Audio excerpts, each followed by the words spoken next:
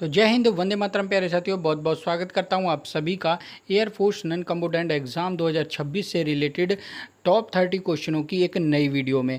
दोस्तों, आज की वीडियो में हम टॉप 30 क्वेश्चनों को कवर करने वाले हैं जो परीक्षा के लिए काफ़ी ज़्यादा इंपॉर्टेंट है, जैसा कि हर क्लास में आपको देखने को मिलता है। तो वीडियो में लास्ट तक जरूर से बने रहिएगा और इन टॉप 30 क्वेश्चनों से आप चेक कर सकते हैं कि आपके कितने क्वेश्चन राइट जा पा रहे हैं और कितनी तैयारी अभी आपको करनी है। तो चलिए आज के इस बेहतरीन वीडियो की शुरुआत करता हूं, लेकिन उससे पहले चैनल पर यदि आप नए हैं और एयरफोर्स की तैयारी कर रहे हैं तो चैनल को जरूर से सब्सक्राइब करके नोटिफिकेशन बेल को ऑल पर सेट जरूर से कर लीजिएगा, जिससे नेक्स्ट वीडियो की नोटिफिकेशन आपको सबसे पहले मिल पाए। और वीडियो अगर मेरी अच्छी लगे तो वीडियो को लाइक जरूर से कर दीजिएगा, अपने दोस्तों में शेयर जरूर से कर दीजिएगा। तो चलिए शुरुआत करते हैं और बेहतरीन क्वेश्चनों को कवर करते हैं।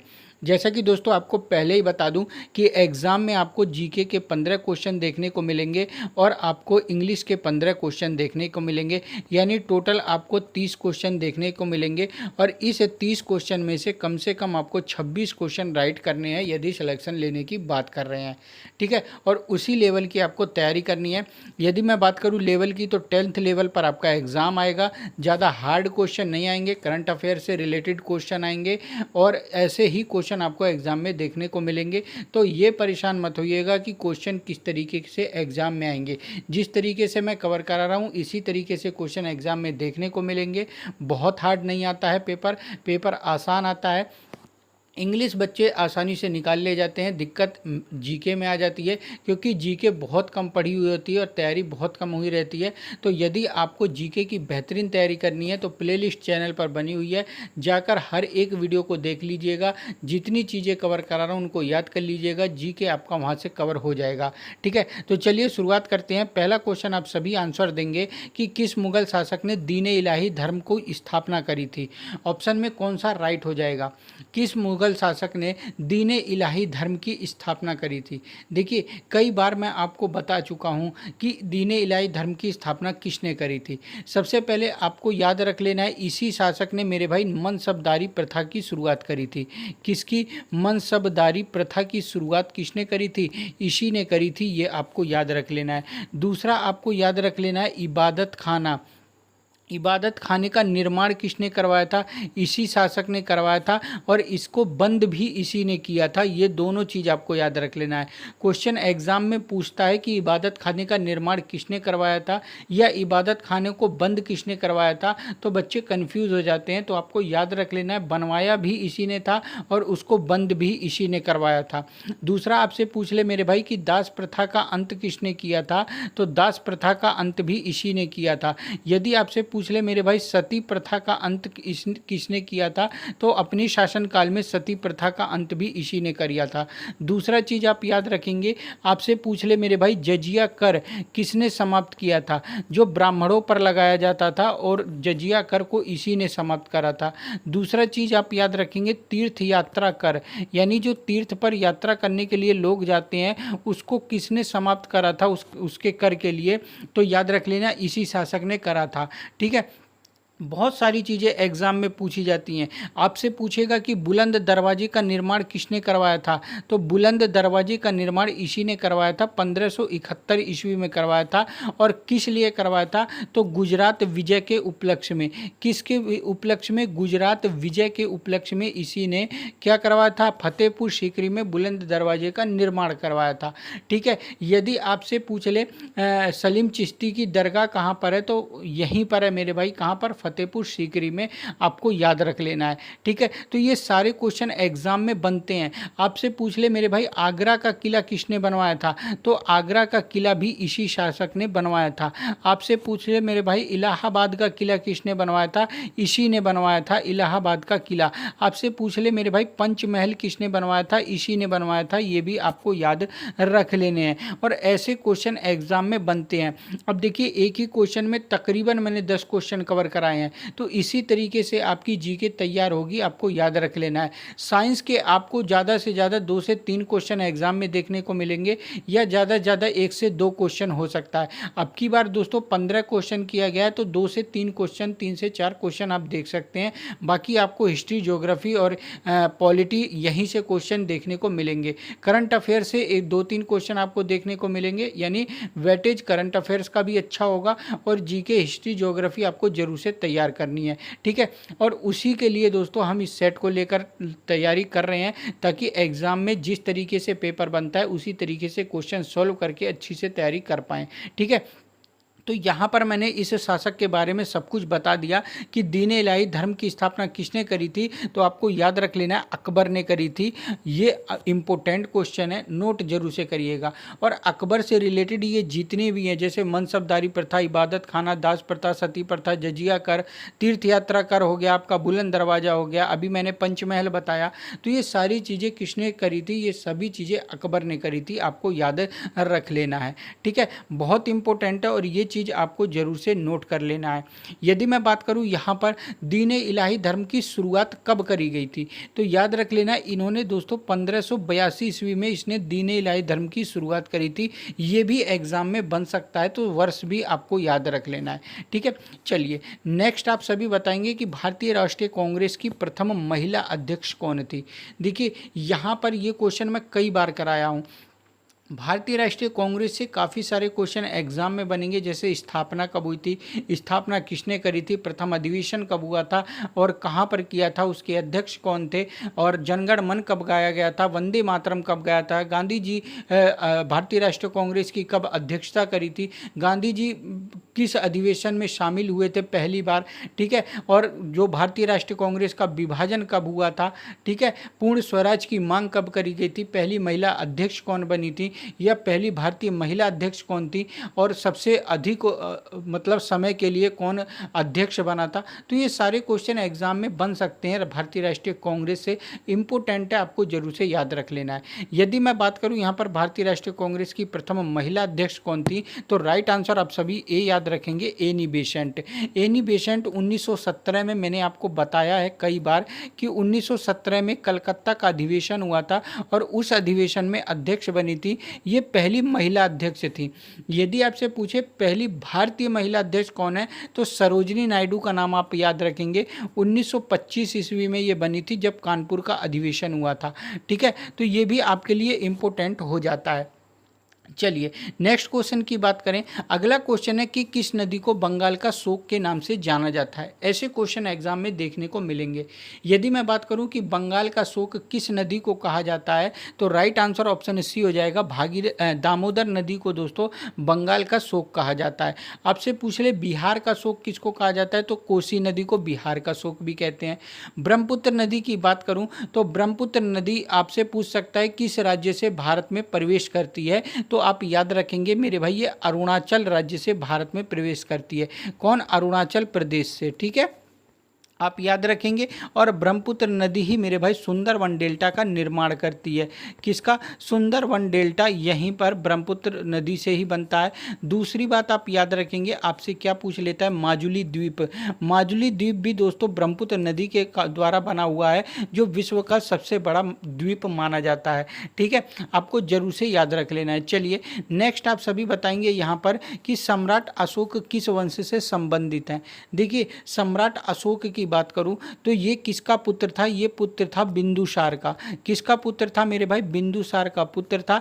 और सम्राट अशोक से रिलेटेड एक पूछी जाती है, 261 बीसी में इन्होंने कलिंग का युद्ध लड़ा था। किसका युद्ध लड़ा था? कलिंग का युद्ध लड़ा था, जिसमें बहुत ज़्यादा रक्तपात हुआ था, यानी खून बहुत ज़्यादा बहा था।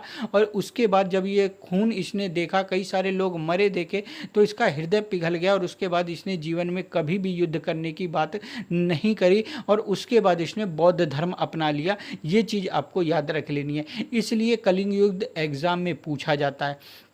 अशोक की बात करूं तो इसने बहुत सारे अच्छे अच्छे काम भी करे, बौद्ध धर्म का प्रचार प्रसार भी कराया। आपसे पूछेगा कि अशोक के कितने शिलालेख हैं, तो शिलालेखों की संख्या टोटल मेरे भाई 14 है। और सबसे बड़ा शिलालेख इनमें से कौन सा है? 7वां शिलालेख सबसे बड़ा माना जाता है अशोक का। ठीक है, और इन शिलालेखों की भाषा कौन सी है? तो भाषा आप याद रखेंगे ब्राह्मी लिपि, जो पिछली बार एयरफोर्स में पूछी जा चुकी है नन कम्बोडेंट में, ये भाषा से रिलेटेड। ठीक है, इंपॉर्टेंट है। यदि आप नहीं जानते तो आप इसका प्रीवियस ईयर उठा लीजिएगा और देख लीजिएगा कि वहाँ ब्राह्मी लिपि से क्वेश्चन बना था कि नहीं बना था। ठीक है, ऐसा क्वेश्चन एग्जाम में अशोक से रिलेटेड बना है और इसीलिए इस क्वेश्चन को मैं लेकर आया हूँ। ठीक है, अशोक की बात करी मैंने, किसका पुत्र है ये बता दिया। किस वंश का शासक है? तो ऑप्शन ए आपका राइट हो जाएगा मेरे भाई, मौर्य वंश का ये शासक था। और मौर्य वंश की स्थापना मैंने आपको बताया चंद्रगुप्त मौर्य ने 322 ईसा पूर्व में करी थी, मगध की गद्दी पर बैठकर। और इसी चंद्रगुप्त मौर्य को भारत का प्रथम सम्राट कहा जाता है, भारत का मुक्तिदाता कहा जाता है, आपको याद रख लेना है। ठीक है, चलिए नेक्स्ट क्वेश्चन की तरफ बढ़ें, लेकिन उससे पहले आपको एक चीज़ याद रख लेना है कि मौर्य वंश का अंतिम शासक एग्जाम में बना है, तो आप याद रखेंगे बृहद्रथ को मौर्य वंश का अंतिम शासक कहा जाता है, नोट जरूर से करिएगा। ठीक है, चलिए नेक्स्ट आप बताएंगे कि संविधान के किस अनुच्छेद को संविधान के उपचारों का अधिकार कहते हैं। देखिए, इसी को डॉक्टर BR अम्बेडकर जी ने क्या कहा था? संविधान की आत्मा। देखिए, संविधान की आत्मा दो चीज़ों को कहा जाता है। यदि क्वेश्चन आपसे केवल इतना पूछे कि संविधान की आत्मा किसको कहा जाता है, तो संविधान की आत्मा किसको कहा जाता है, तो आप सभी मेरे भाई कौन सा आंसर टिक करेंगे? प्रस्तावना को टिक करेंगे। यानी प्रियम्बल को मेरे भाई क्या कहा जाता है? संविधान की आत्मा कहा जाता है। लेकिन क्वेश्चन एग्जाम में पूछे कि डॉक्टर भीमराव अंबेडकर जी ने संविधान की आत्मा किसे कहा है, तो आपको याद रख लेना है इसी संविधान के उपचारों के अधिकार को कहा है। और ये किस आर्टिकल में दिए गए हैं? आर्टिकल 32 आपका राइट आंसर हो जाएगा। ठीक है, जरूर से याद रखेंगे। यदि मैं बात करूं यहाँ पर आर्टिकल 14 की, तो आर्टिकल 14 में दोस्तों समानता के अधिकार की बात करी गई है। यानी विधि के समक्ष समानता, यानी सभी के लिए मेरे भाई नियम कानून सब कुछ क्या होंगे? समान होंगे।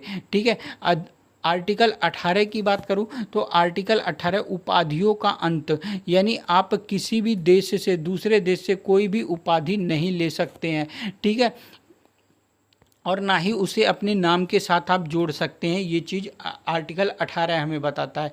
आर्टिकल 52 के क्या कहता है? तो आर्टिकल 52 कहता है भारत का एक क्या होगा? भारत का एक राष्ट्रपति होगा। ये आर्टिकल 52 हमें बताता है, आपको जरूर से याद रखना है।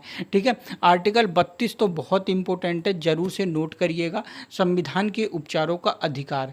ठीक है, चलिए नेक्स्ट आप सभी बताएंगे यहाँ पर कि फुटबॉल में अर्जुन पुरस्कार यानी लाइफ टाइम 2025 के लिए किसे चुना गया है। देखिए, करंट अफेयर से रिलेटेड, खेल से संबंधित, ठीक है, संयुक्त सैन्य अभ्यास और आप सभी जो नियुक्ति पद हुए हैं वो सारे इंपॉर्टेंट है आपके एग्जाम के पॉइंट ऑफ व्यू से, उसको जरूर से आप याद रख लेना। जितने भी अभी 2026 में संयुक्त सैन्य अभ्यास हुए हैं, ठीक है, और जितने भी खेल से संबंधित इंपॉर्टेंट क्वेश्चन है जरूर से कवर कर लीजिएगा। यहाँ पर बात करूँ कि फुटबॉल में अर्जुन पुरस्कार 2025 के लिए किसे चुना गया है, तो राइट आंसर आप सभी नोट करेंगे, ऑप्शन बी आपका सही हो जाएगा, आई अरुमैनागेयम, ये आपका राइट आंसर होगा। ठीक है, चलिए नेक्स्ट आप सभी बताएंगे कि अगस्त 2026 में भारत के पहले 14D वर्चुअल जू का उद्घाटन कहाँ किया गया है। इम्पोर्टेंट है, 14D वर्चुअल जू कहाँ पर है? भोपाल मध्य प्रदेश में, इंदौर मध्य प्रदेश में, राजस्थान या फिर लखनऊ उत्तर प्रदेश में। तो आप याद रखेंगे अभी इस जू का उद्घाटन किया गया है इंदौर मध्य प्रदेश में, ऑप्शन बी आपका राइट आंसर हो जाएगा। ठीक है, चलिए नेक्स्ट आप सभी बताएंगे यहाँ पर कि भारत थाईलैंड संयुक्त सैन्य अभ्यास मैत्री, और ये 10 और 5 15, मैत्री 15 नंबर का संस्करण कहाँ आयोजित किया जा रहा है। मैंने आपको बोला संयुक्त सैन्य अभ्यास इम्पोर्टेंट है। और दूसरी चीज़, यदि आपने अभी तक टेलीग्राम चैनल को ज्वाइन नहीं करा है तो ज्वाइन जरूर से कर लीजिएगा, क्योंकि नेक्स्ट मंथ के बाद आप सभी को मॉक टेस्ट वहीं पर मैं आपको प्रोवाइड कराया करूँगा, जिससे आप अपनी तैयारी को और बेहतरीन तरीके से कर सकते हैं। ठीक है, तो टेलीग्राम चैनल को जरूर से ज्वाइन कर लीजिएगा। हर वीडियो की लिंक और वीडियो का PDF मैं आपको टेलीग्राम चैनल पर प्रोवाइड कराता हूँ। लिंक वीडियो के डिस्क्रिप्शन में मैंने दे दी है, आप आसानी से हमारे टेलीग्राम चैनल को ज्वाइन कर सकते हैं। ठीक है, तो चलिए यहाँ पर आप सभी बताएंगे कि मैत्री का जो 15वां संस्करण है इसका आयोजन कहाँ पर किया गया है। देखिए, सबसे पहले चीज़ आपको याद रख लेना है, जो ये मैत्री 15 संयुक्त अभ्यास है ये भारत और थाईलैंड के बीच में हुआ है, ये जरूर याद रख लेना है। और कहाँ पर किया गया है, तो ऑप्शन सी आप याद रखेंगे, सूरत थानी थाईलैंड में। कहाँ पर मेरे भाई, थाईलैंड में। चलिए नेक्स्ट आप सभी बताएंगे कि कुचिपुड़ी नृत्य शैली मुख्यतः किस राज्य से संबंधित है। देखिए, कुचिपुड़ी एक शास्त्रीय नृत्य है, आप सभी को पता है। शास्त्रीय नृत्यों की संख्या मैंने आपको बताई थी कितनी है, 8। ये कौन कहता है, तो संगीत नाटक अकादमी के द्वारा शास्त्रीय नृत्यों की संख्या 8 बताई गई है। लेकिन केंद्रीय मंत्रालय के द्वारा दोस्तों 9 बताया गया है, जिसमें छऊ को भी जोड़ दिया गया है, जो कहाँ का है, झारखंड का शास्त्रीय नृत्य माना जाता है। लेकिन एग्जाम में यदि आपसे पूछे शास्त्रीय नृत्यों की संख्या कितनी है, तो आप मेरे भाई 8 को टिक करके आएंगे, बिल्कुल सही होगा। ठीक है, पहला शास्त्रीय नृत्य यानी सबसे पुराना आपसे एग्जाम में पूछ ले कि सबसे पुराना कौन सा है, तो सबसे पुराने को आप याद रखेंगे भरतनाट्यम, जिसे सदीर के नाम से जाना जाता है। ये सबसे पुराना है और ये तमिलनाडु का है। ऑप्शन तमिलनाडु भरतनाट्यम के लिए राइट होगा। लेकिन हमसे पूछा है कुचिपुड़ी, तो कुचिपुड़ी के लिए आप याद रखेंगे ऑप्शन डी मेरे भाई, आंध्र प्रदेश। यानी कच्ची पूड़ी किसको दी गई, अंधे को दी गई। इस तरीके से आप याद कर सकते हैं। ठीक है, चलिए नेक्स्ट आप बताएंगे यहाँ पर कि निम्न में से कौन सा महाद्वीप सबसे छोटा है। बहुत इंपॉर्टेंट क्वेश्चन है, महाद्वीप और महासागर से क्वेश्चन एग्जाम में बनते हैं। ठीक है, आप सभी नोट करिए। सबसे पहले महाद्वीपों की संख्या आपको याद रख लेनी है, 7 महाद्वीप हैं। कितने हैं, 7 महाद्वीप हैं। सबसे बड़ा महाद्वीप आपसे पूछ ले तो कौन सा महाद्वीप हो जाएगा, एशिया महाद्वीप हो जाएगा। ठीक है, और सबसे छोटा महाद्वीप आपसे पूछ ले तो आप याद रखेंगे मेरे भाई, ऑस्ट्रेलिया। ऑप्शन ए आपका राइट आंसर हो जाएगा। ठीक है, ये दोनों चीज़ आपको जरूर से याद रख लेनी है। एशिया के बाद आप याद रखेंगे अफ्रीका आ जाता है।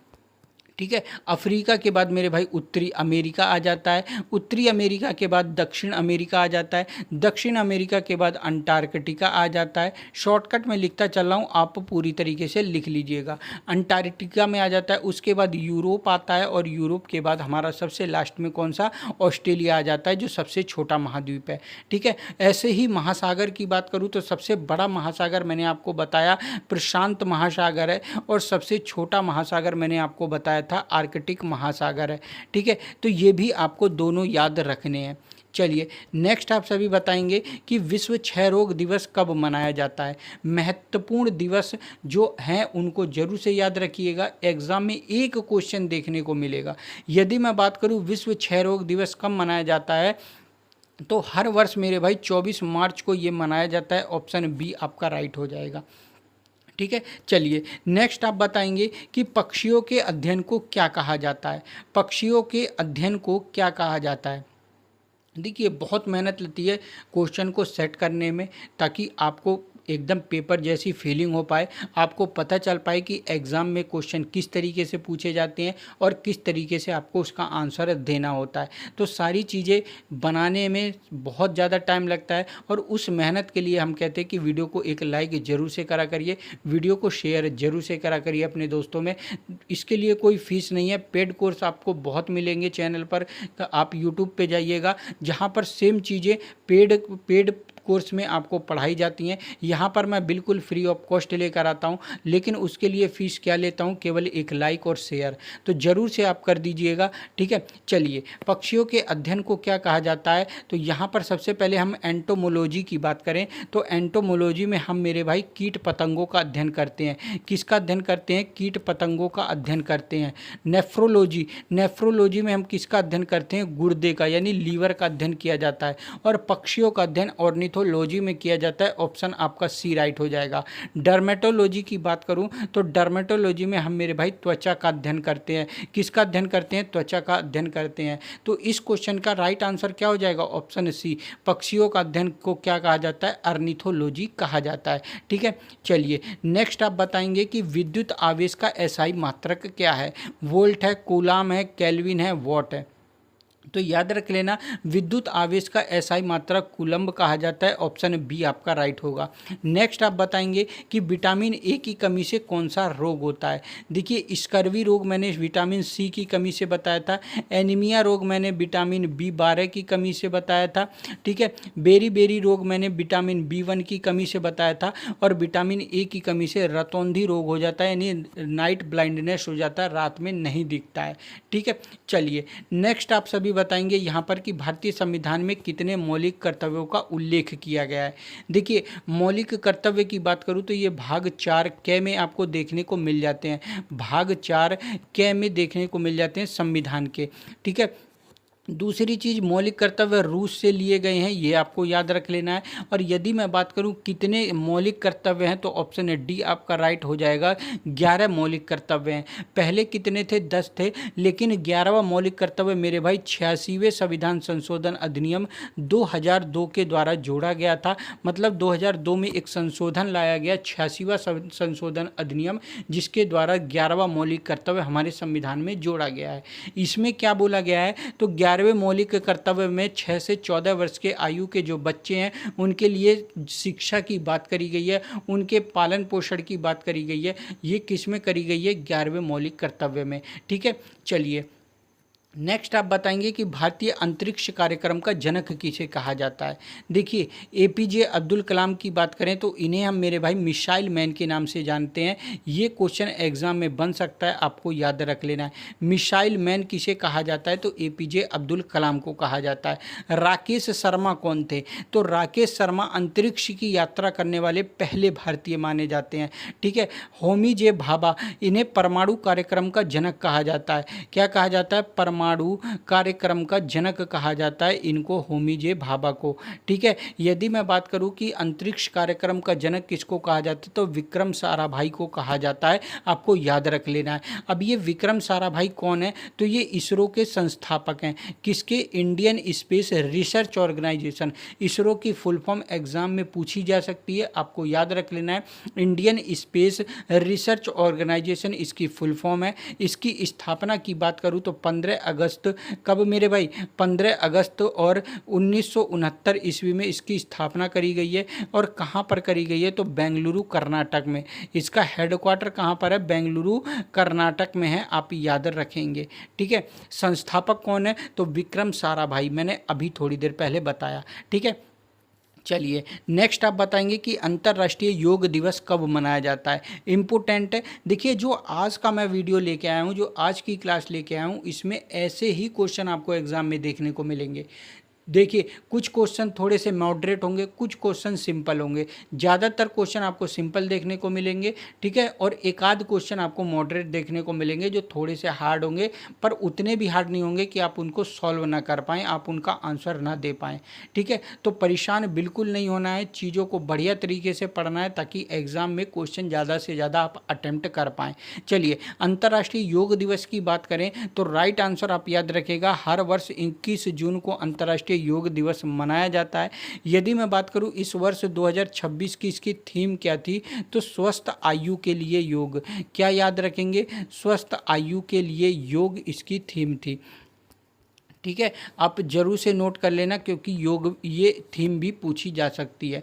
चलिए नेक्स्ट आप बताएंगे कि पोलियो के टीके की खोज किसने की थी। इसी तरीके का आपको साइंस का क्वेश्चन एक आध देखने को मिलेगा, तो परेशान नहीं होना है, आपको जरूर से याद करते चलना है और यहीं से क्वेश्चन बनेगा। यदि मैं बात करूं यहाँ पर पोलियो के टीके की खोज की, तो मैडम क्यूरी किसके लिए जानी जाती हैं? रेडियो एक्टिविता की खोज इन्होंने करी थी। किसकी? रेडियो एक्टिविता की खोज इन्होंने करी थी मैडम क्यूरी ने, आप याद रखेंगे। ठीक है, जॉन साल्क, इन्होंने दोस्तों पोलियो के टीके की खोज करी थी। राइट आंसर ऑप्शन बी होगा।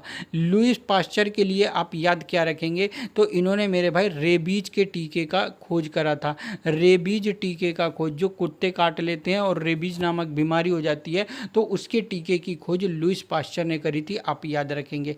ठीक है, चलिए नेक्स्ट आप सभी बताएंगे कि गौतम बुद्ध को ज्ञान कहाँ प्राप्त हुआ था।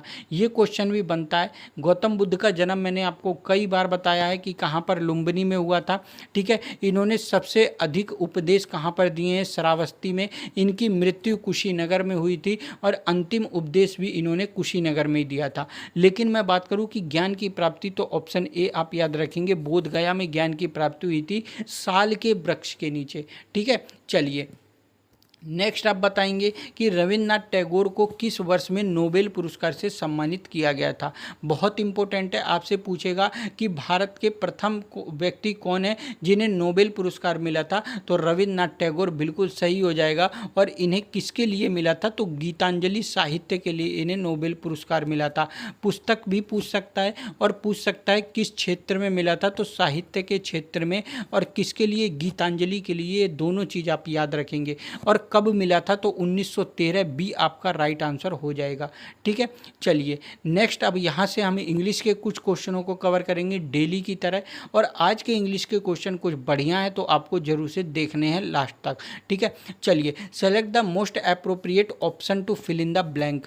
यहाँ पर सेंटेंस क्या दिया गया है, it is high time that he dash himself. कौन सा ऑप्शन यहाँ पर आएगा।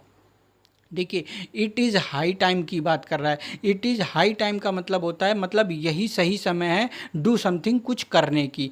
ठीक है, तो यहाँ पर क्या हो जाएगा, इट इज़ हाई टाइम की बात कर रहा है, यानी कुछ करने की बात कर रहा है। तो उसके लिए हम क्या, किसका यूज करते हैं, रिफॉर्म्ड का यूज करेंगे यहाँ पर, क्योंकि इट इज़ हाई टाइम यह मतलब सही समय है, दैट ही रिफॉर्म्ड हिमसेल्फ, यानी अपने अंदर सुधार लाने के लिए।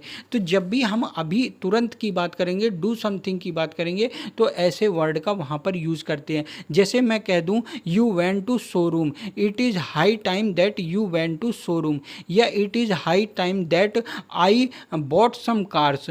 तो ये क्या होता है, मतलब यही समय है, मतलब यही सही समय अपने अंदर बदलाव करने का। तो रिफॉर्म्ड आपका राइट आंसर होगा। ठीक है, चलिए नेक्स्ट बताएंगे, in the given sentence identify the segment which contains the grammatically error. मतलब यहाँ पर आपको बताना है कि कौन सा ग्रामर के हिसाब से गलत लिखा गया है। चलिए, the balloon blow up as soon as the man cutting the string, कौन सा राइट आंसर होगा। देखिए, कभी भी आप याद रखिएगा, कभी भी आप, जैसे इसमें बोला गया है कि जैसे ही आदमी ने धागा काटा गुब्बारा फट गया, तो यहाँ पर जो धागा काटा वो पास्ट की बात हो रही है। और पास्ट की बात के लिए दोस्तों कभी भी इस तरीके से जहाँ पर एज सून एज का प्रयोग हुआ हो वहाँ पर आईएनजी फॉर्म का यूज नहीं करते हैं। वहाँ पर किसका यूज करते हैं, कट द स्ट्रिंग होता तो बिल्कुल सही हो जाता, कट द स्ट्रिंग होता तो बिल्कुल सही हो जाता। ठीक है, तो आपको जरूर से याद रख लेना है। तो ऑप्शन यहाँ पर डी में गलत लिखा गया था, ये आपका राइट आंसर होगा। चलिए नेक्स्ट आप बताएंगे यहाँ पर कि select the most appropriate meaning of the given item. Item दिया है कट ए सॉरी फिगर। देखिए, जब भी कट ए सॉरी फिगर की बात करें तो आपको याद रख लेना है, बहुत ही ज़्यादा गरीबी इंप्रेशन की बात करी जा रही है। तो यहाँ पर राइट आंसर इसका ऑप्शन सी हो जाएगा, to create a poor impression. क्या हो जाएगा, to create a poor impression. ठीक है, चलिए नेक्स्ट की बात करें। अगला क्वेश्चन आप सभी बताएंगे, select the option that will be improve the underline part of the sentence in case no improvement is needed, select no improvement. ठीक है, सेंटेंस क्या दिया गया, I take pride to serve my country. यहाँ पर प्राइड पर underline दिया गया है। देखिए यहाँ पर प्राइड पर अंडरलाइन दिया गया है, तो आपको एक चीज़ देखनी है, यहाँ पर जो प्राइड का प्रयोग हुआ वो नाउन के लिए हुआ है। किसके लिए हुआ है, नाउन के लिए यूज़ हुआ है। और जब नाउन के लिए यूज़ होता है और सेंटेंस में हमें प्रीपोजिशन क्या देखने को मिलता है, इन देखने को मिलता है, तो हम वहाँ पर कौन से वर्ब का यूज़ करते हैं, हम वहाँ पर दोस्तों आईएनजी वर्ब का यूज़ करते हैं। आप सभी को पता ही होगा। यानी सेंटेंस में यदि खाली अंडरलाइन करके नाउन के बारे में बताया गया है और प्रीपोजिशन इन आता है तो वहाँ पर वर्ब की आईएनजी फॉर्म यूज होती है। तो यहाँ पर टू सर्व नहीं होगा, यहाँ पर क्या हो जाएगा, इन सर्विंग हो जाएगा। ऑप्शन डी आपका राइट होगा। ठीक है, चलिए नेक्स्ट आप बताएंगे कि choose the word that is the same as the meaning of the given word. Word दिया गया कन्फिसेक्ट, कौन सा राइट होगा? देखिए इसका मतलब होता है मेरे भाई जब्त करना, किसी चीज़ को जब्त कर लेना। ठीक है, आप याद रखेंगे। चलिए रिलीज़ का मतलब क्या होता है? रिलीज़ का मतलब होता है छोड़ना। ठीक है, क्या हो जाएगा मेरे भाई? छोड़ना। सीज का मतलब होता है, तो सीज का मतलब भी जब्त करना ही होता है, या आप सीज को क्या कह सकते हैं, जैसे पकड़ना किसी चीज़ को। तो यहाँ पर देखिए आप कन्फिस्केट का मतलब क्या जानेंगे? जब्त करना। तो यहाँ पर सीज भी बिल्कुल सेम ही सेम है। तो कौन सा राइट आंसर होगा? ऑप्शन बी आपका राइट हो जाएगा, सीज। ठीक है, चलिए नेक्स्ट आप बताएंगे select the most appropriate meaning of the given item. To go bananas. To go bananas का मतलब क्या होता है कि बहुत ज़्यादा कोई उत्साहित हो या फिर कोई पागल हो, तो उसके लिए हम टू गो बनानाज कहते हैं। ठीक है, अब मैं बात करूँ टू गो शॉपिंग, तो इसका क्या मतलब है? शॉपिंग के लिए जाना। टू गो क्रेजी यानी पागल हो जाना। To go on a picnic, picnic पर जाना। या टू गो प्लेसेस मतलब अलग अलग जगहों पर घूमना। तो यहाँ पर आप देखिए टू गो बनाना यानी पागल हो जाना, यानी टू गो क्रेजी यहाँ पर बिल्कुल सेम हो जाएगा, ऑप्शन बी। ठीक है, चलिए नेक्स्ट आप बताएंगे अप्रोप्रिएट सिनोनियम बताना है। तो देखिए ऑप्लुएंस का क्या मतलब होता है? इसका मतलब होता है मेरे भाई समृद्धि। क्या हो जाता है? इसका मतलब होता है समृद्धि। ठीक है, व्यू का मतलब क्या होता है? नज़रिया या किसी चीज़ को देखना। सेक्सिटी का क्या मतलब होता है? समझदारी। और यहाँ पर रिकग्निशन का मतलब क्या होता है? पहचान। और प्रोस्पेरिटी का मतलब होता है खुशहाली। तो खुशहाली को ही दोस्तों हम क्या कहते हैं? समृद्धि कहते हैं। किसी के पास समृद्धि होगी तो खुशहाली आएगी। तो प्रोस्पेरिटी यहाँ पर बिल्कुल राइट आंसर हो जाएगा, ऑप्शन डी। ठीक है, चलिए नेक्स्ट आप बताएंगे यहाँ पर the following sentence has been split into 4 segments, identify the segment that contains a grammatical error. ठीक है, यहाँ पर ग्रामर के हिसाब से कुछ एरर है, आपको बताना है। सेंटेंस क्या दिया गया है? I am not sure if the red car in the parking slot is your. बताइए जल्दी से। देखिए सबसे पहले आप याद रखेंगे यहाँ पर देखिए आपको योर देखने को मिल रहा है।